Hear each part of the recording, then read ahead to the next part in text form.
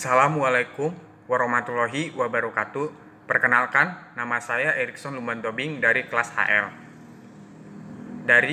Saya mahasiswa Universitas Buana Perjuangan Karawang. Di sini saya ingin menyampaikan hasil kerja praktek selama 1 bulan dengan judul Implementasi Laporan Keuangan pada Koperasi Karya Mandiri Utama. Yang pertama, saya akan menjelaskan latar belakang, gambaran umum perusahaan, tinjauan pustaka, tujuan dan metode, pelaksanaan KP, permasalahan dan solusi, kesimpulan dan saran, serta lampiran. Yang pertama, saya akan menjelaskan latar belakang. Koperasi dibentuk di mana kegiatannya berdasarkan prinsip gerakan ekonomi kerakyatan. Setiap perusahaan tentu menjalankan proses laporan keuangan untuk kelangsungan bisnis agar mudah mengetahui pengeluaran-pengeluaran yang telah dilakukan perusahaan tersebut. Perusahaan akan membuat catatan-catatan mengenai segala hal tentang keuangan perusahaan dengan membuat data dengan baik. Laporan keuangan merupakan hasil akhir produk dari proses akuntansi yang berisi data historis dan data kini yang menggambarkan kemampuan dan kinerja keuangan perusahaan serta informasi lainnya yang diperlukan oleh pemakai informasi akuntansi. Pencatatan laporan keuangan yang baik sangat membantu perusahaan dengan menjalankan bisnisnya. Gambaran umum perusahaan. Profil perusahaan. Yang pertama, nama perusahaan. Koperasi Karya Mandiri Utama. Tanggal berdiri 27 September 2005. Alamat Jalan Rongo Waluyo nomor 101, Teluk Jambe Timur. Jenis perusahaan simpan pinjam, jumlah karyawan 5 orang, produk simpan pinjaman, email karyamandiri.utama@gmail.com. Sejarah koperasi. Pada tahun 2002, sebelum berdirinya usaha ini, pemilik bekerja sama dengan Bank Pengkreditan Rakyat atau BPR untuk menarik minat nasabah dari perusahaan-perusahaan yang ada di Karawang. Setelah 2 tahun berjalan, BPR menarik diri dari pemilik koperasi yang sebelumnya belum berbentuk jenis koperasi simpan pinjam. Tetapi, nasabah BPR tidak menarik diri dari perusahaan tersebut. Pada tanggal 27 September 2005, Koperasi Karya Mandiri didirikan setelah pemilik memiliki modal yang cukup untuk mendirikan usaha sendiri dengan jumlah nasabah yang cukup banyak. Koperasi pertama kali didirikan di Kosambi dengan nama Koperasi KSU, di mana koperasi ini menjual sembako dan elektronik. Sejak tanggal 1 Juli 2017 telah berganti nama menjadi Koperasi Simpan Pinjam atau KSP. Sampai dengan sekarang KSP menjadi usaha yang terus dijalankan. Koperasi ini memiliki 1 cabang di daerah Klari, tepatnya di sekitar terminal. Selanjutnya saya akan menjelaskan tinjauan pustaka. Manajemen. Menurut Lilis Sulastri, tahun 2014, halaman 14, yang mendefinisikan bahwa manajemen adalah suatu seni mengatur yang melibatkan proses, cara dan tindakan tertentu, seperti perencanaan, pengorganisasian, pengarahan, dan pengendalian serta pengawasan, yang dilakukan untuk menentukan dan mencapai tujuan secara efisien dan efektif dengan melalui orang lain. Sama halnya dengan definisi manajemen yang dikemukakan oleh Amirullah tahun 2015, halaman 10, ialah seni dan ilmu perencanaan, pengorganisasian, penyusunan, pengarahan, dan pengawasan daripada sumber daya manusia untuk mencapai tujuan yang telah ditetapkan.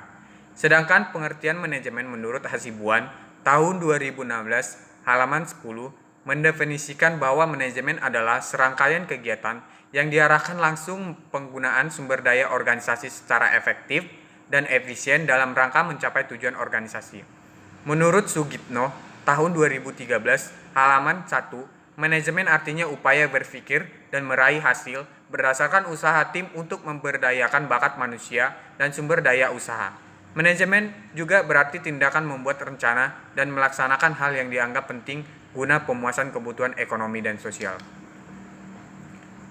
Selanjutnya, manajemen keuangan. Manajemen keuangan merupakan suatu proses dalam kegiatan keuangan perusahaan yang berhubungan dengan upaya untuk mendapatkan dana perusahaan serta meminimalkan biaya perusahaan dan juga upaya pengelolaan keuangan suatu badan usaha atau organisasi untuk mencapai tujuan keuangan yang telah ditetapkan.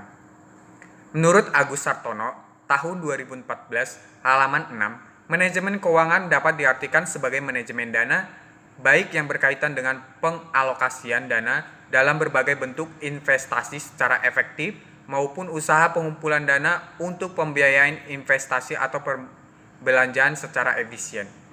Menurut Darsono, tahun 2011, mendefinisikan manajemen keuangan adalah aktivitas pemilik dan peminjam perusahaan untuk memperoleh sumber modal yang semurah-murahnya dan menggunakan seefektif, seefisien, dan seekonomis mungkin untuk menghasilkan laba. Menurut Irham Fahmi, tahun 2013 halaman 2 mengemukakan bahwa manajemen keuangan merupakan penggabungan dari ilmu dan seni yang membahas, mengkaji, dan menganalisis tentang bagaimana seorang manajer keuangan dengan mempergunakan seluruh sumber daya perusahaan untuk mencari dana, mengelola dana, dan membagi dana dengan tujuan memberikan profit atau kemakmuran bagi para pemegang saham dan sustainability atau keberlanjutan usaha bagi perusahaan. Selanjutnya, laporan keuangan. Laporan keuangan merupakan hasil akhir produk dari proses akuntansi berisi data historis dan data kini yang menggambarkan kemampuan dan kinerja keuangan perusahaan serta informasi lainnya yang diperlukan oleh pemakai informasi akuntansi. Laporan keuangan merupakan suatu informasi yang menggambarkan kondisi keuangan suatu perusahaan, dan lebih jauh informasi tersebut dapat disajikan sebagai gambaran kinerja keuangan perusahaan tersebut. Menurut Kasmir, tahun 2013 halaman 7 mendefinisikan laporan keuangan adalah laporan yang menunjukkan kondisi keuangan perusahaan saat ini atau periode ke depannya. Menurut Birham dan Houston, tahun 2010 halaman 84 mendefinisikan laporan keuangan adalah beberapa lembar kertas dengan angka-angka yang tertulis di atasnya. Yang penting untuk memikirkan aset-aset nyata yang terdapat di balik angka tersebut. Menurut Subramaniam, tahun 2010 mendefinisikan laporan keuangan adalah produk proses laporan keuangan yang diatur oleh standar dan aturan akuntansi, intensive manager, serta mengenai mekanisme pelaksanaan dan juga pengawasan perusahaan. Selanjutnya, tujuan dan metode. Tujuan dari kerja praktek ini yaitu yang pertama memahami proses pencatatan laporan keuangan koperasi, yang kedua mengetahui pencatatan laporan keuangan koperasi. Selanjutnya, metode.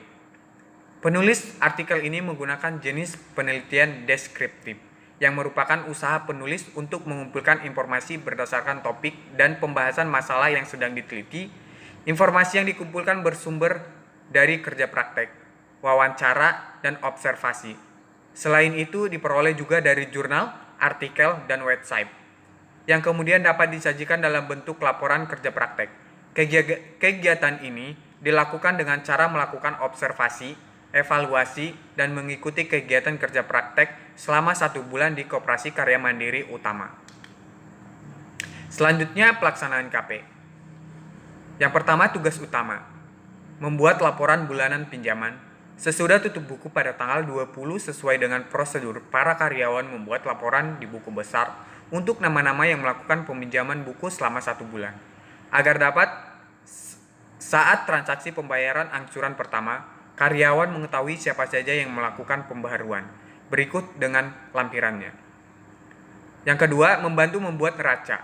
Pembuatan neraca ini dilakukan setiap 1 tahun sekali, di mana laporan ini akan diserahkan ke Dinas Koperasi untuk mengetahui perkembangan koperasi dari tahun ke tahun. Berikut dengan lampirannya. Selanjutnya, mengecek kembali kwitansi angsuran. Setelah para nasabah gajian, karyawan koperasi mengecek kembali angsuran atau kwitansi yang sudah melakukan transaksi agar tidak ada perbedaan di buku besar dengan di kwitansi, dan mengecek angsuran nasabah yang sudah berjalan agar pada saat pembaharuan mudah dihitung. Berikut dengan lampirannya.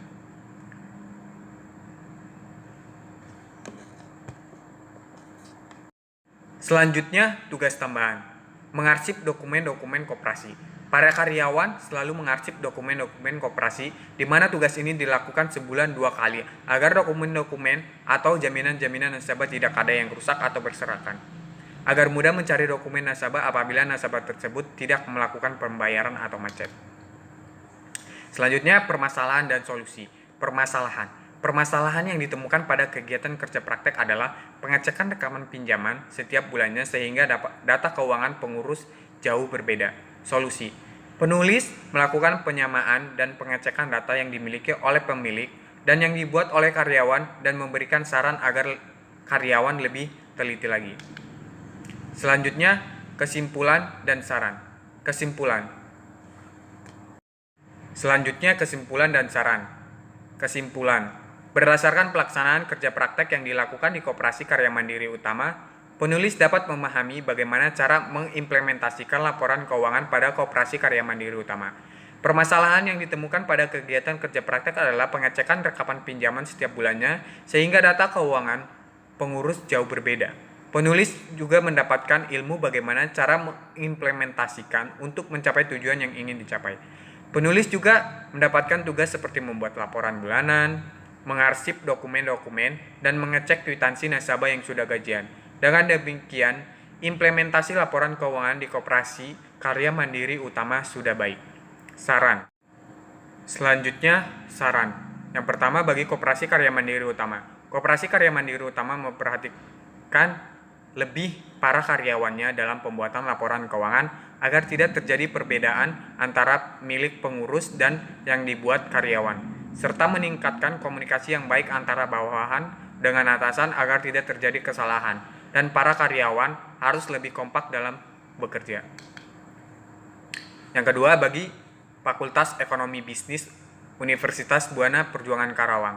Saran untuk Universitas Buana Perjuangan Karawang agar memperluas jaringan kerjasama dengan perusahaan-perusahaan menengah besar yang ada di kawasan Karawang guna untuk mempermudah mahasiswa untuk memilih penempatan kerja praktek dan untuk menambah wawasan luas tentang dunia industri.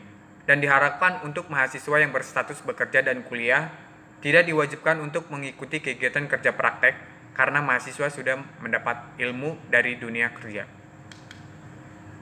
Selanjutnya, foto kegiatan berikut dengan lampirannya. Demikian hasil presentasi saya. Apabila ada kekurangan atau salah kata, saya meminta maaf. Assalamualaikum warahmatullahi wabarakatuh. Sekian dan terima kasih.